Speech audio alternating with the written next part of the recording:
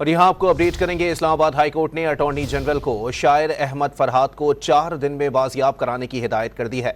Justice Mohsin Akhtar Kiani ने remarks दिए, चीज़ों को बिगाड़ की तरफ ना लेकर जाएं। मजीद जानते हैं डॉन न्यूज़ के नुमाइंदे उमर बर्नी से। उमर, अपडेट कीजिएगा इस हवाले से। आपको वाज़े करते चलें कि इस्लामाबाद हाई कोर्ट की जानिब से शायर अहमद फरहाद को 4 दिन में बाजियाब कराने की हिदायत जारी कर दी गई है। जस्टिस मोहसिन अख्तर कियानी ने कहा है कि चीज़ों को बिगाड़ की तरफ ना लेकर जाएं। सेक्रेटरी दिफा तबीयत ख़राबी की वजह से अदालत में पेश नहीं हो सके। अटॉर्नी जनरल की जानिब से जो है वो अदालत के रूबरू ये मौक़िफ़ इख्तियार किया गया है, जबकि अदालत ने कहा है कि मामले को ख़त्म करना है।